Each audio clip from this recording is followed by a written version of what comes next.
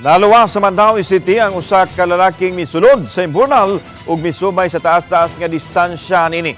Gipahiling na karon sa doktor aron matiman ug masusi ang iyang kondisyon. Ang detalye sa report ni Nico Serino. Nagtinabangay ang taga Mandaue City Fire Station o CDRRMO personnel sa paglocate sa tawo nga giingong anaasulod sa drainage sa barangay Magikay kagahapon. Una niini, gikaalarma siya human masigpati sa ilawom nga bahin. Maong nangitag paagi ang mga otoridad nga makuha kini ug migamit pauna og jackhammer.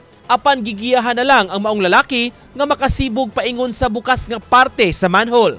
Together with the help sa bureau na guidean ang tao nga pabalik sa agi makita tag open nga imburnal para makagawa siya. Nasayran nga nakasubay ng daan og medyo distansya na sa maong drainage system ang maong lalaki.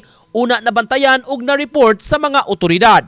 Gisusi pa unsay hinungdan nganong nisulod kini sa imburnal. Gidala na sa tambalanan aron matan-aw ang iyang kondisyon. Ang maong lalaki kaniadto natabangan na sa syudad ug nahatagan unta og trabaho apan wala mupadayon. We coordinated with the management of Mandaue City Hospital and of course with the Maksapo kung unsay possible interventions nga mahatag nato niya. Samtang sa sesyon kaganiha, gipasalamatan ang taga BFP, CDRRMO ug Magikay Rescue sa pagluwas sa maong lalaki. Gipasabot sa miduso niini nga konsehal nga kung unsa man ang concern sa maong tawo, aduna siya'y pwedeng kadangpan. If you have problems, naman tay office to approach sa Mandaue City to help you and to address kung unsay mo mga panginahanglan. Uban ni Godfrey Relien, Nico Sereno, Balitang Bisdak.